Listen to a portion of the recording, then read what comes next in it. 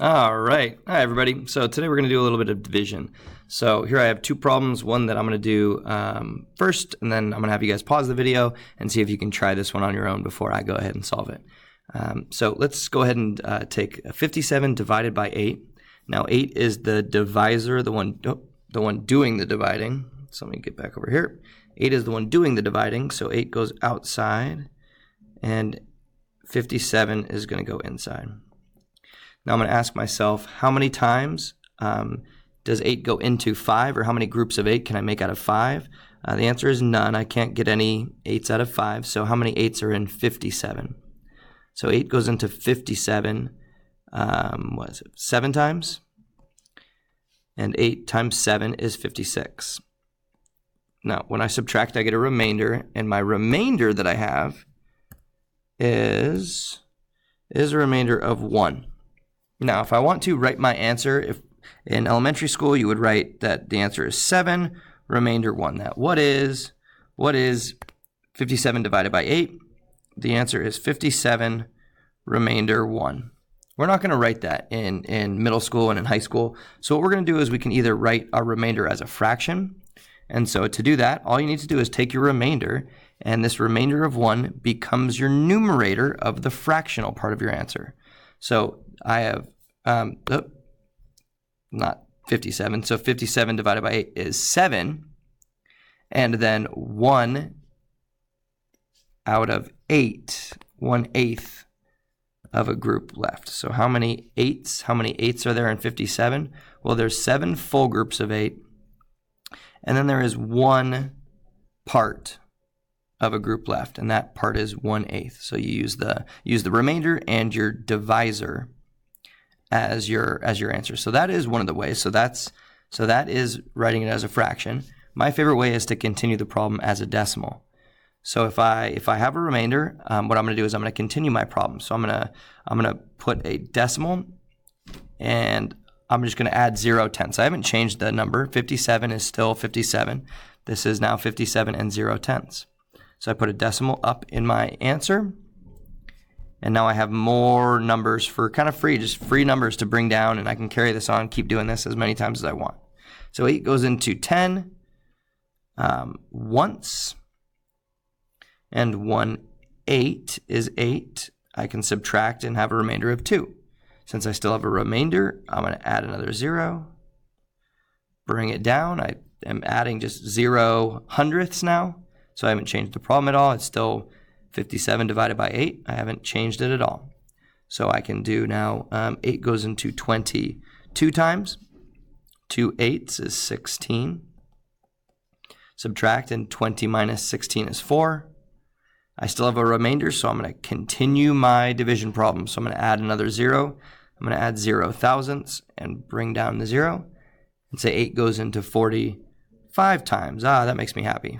5 exactly. So 8 times 40, or 8 times 5 is 40. And when I subtract, I get a remainder of 0. That's when I can stop. So I know that 57 divided by 8 is 7 and 1/8. That was our remainder that we got initially before we added the zeros.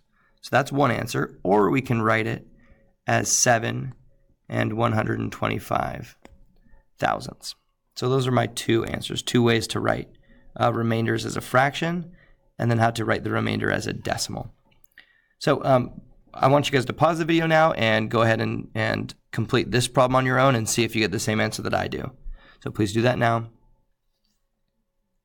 All right, welcome back for those that actually did what Mr. Marcus was asking you to do. So let's give this a try. So we've got 328 being divided by 6.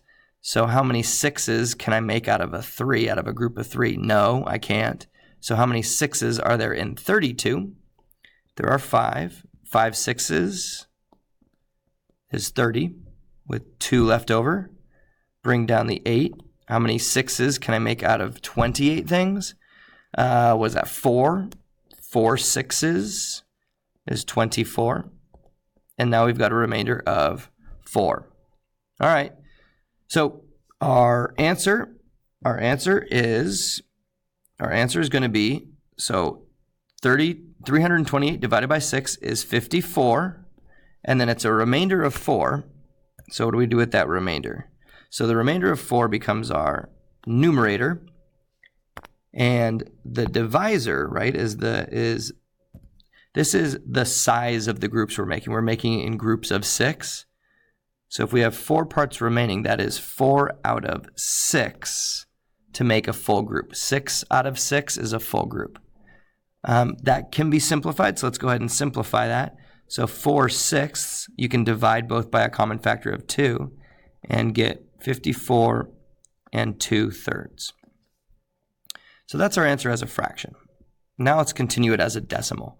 So what we do is we can just add 0/10 into our quotient, or into our dividend, and we can just do that for free. So 328 is the same thing as 328 0/10. Let's bring down the 0, and now, don't forget to bring the decimal up to the answer as well. So how many 6's are in 40? There are 6 6's. 6 times 6 is 36. 40 minus 36 is 4.